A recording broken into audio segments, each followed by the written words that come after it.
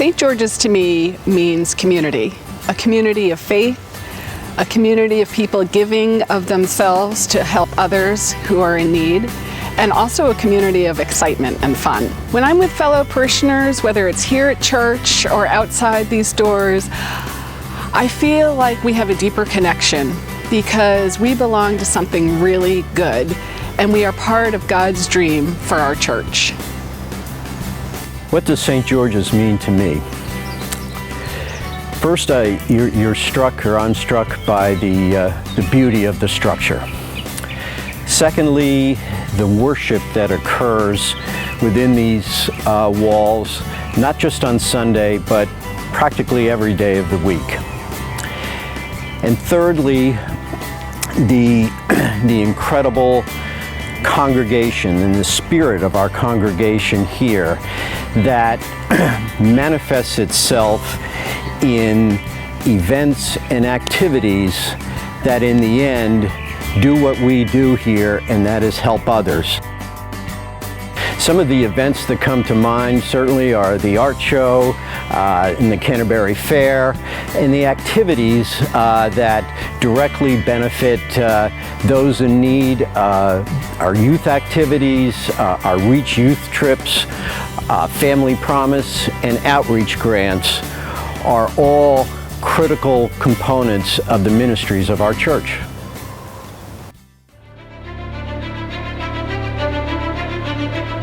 A monster storm, almost 1,000 miles wide, with the destructive power of an atomic bomb. A natural disaster of extraordinary force strikes the northeast coast of the United States. The weather predictors began predicting a superstorm, and frankly, nobody around here took it very seriously because they had predicted a huge storm in Hurricane Irene, and it didn't hit us very hard. So that when Sandy came and there was mandatory evacuation, we were all shocked. And that was the beginning of what turned out to be a catastrophe.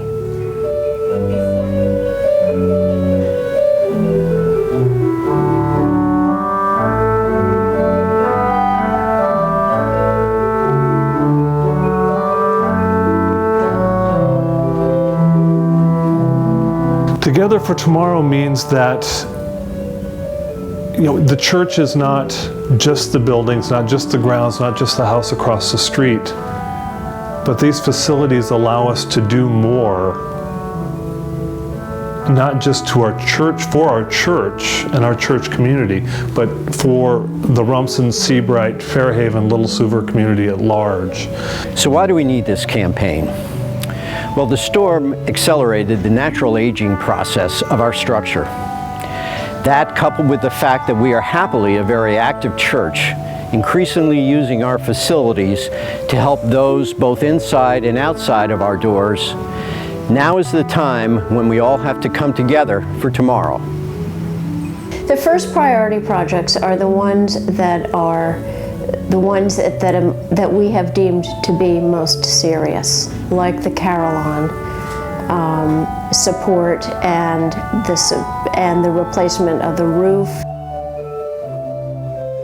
The rectory, as you probably know, is attached to the rest of the complex and has not been touched in a significant way for decades, and that too is beginning to show lots of wear. We had our stairways were fixed this summer because the steps were literally collapsing as we walked up and down them. So those have been fixed, and parts of the ceiling were coming down. Those have been fixed. But when you have a beautiful place like this that's historic and it's old, you just can't put these things off indefinitely. They have to be addressed, otherwise it really does turn into the money pit. It's important to maintain this church because I've been here basically all my life since I was a baby. Like, I was baptized here and everything. So I think it's very important to keep it maintained because I want the future generations to experience what I experienced, and the only way they can do that is if the church is still here and everything is like put together right. So we want to make sure that everything's perfect for it. Please consider making a sacrificial gift so that we can continue to participate in God's vision for our church.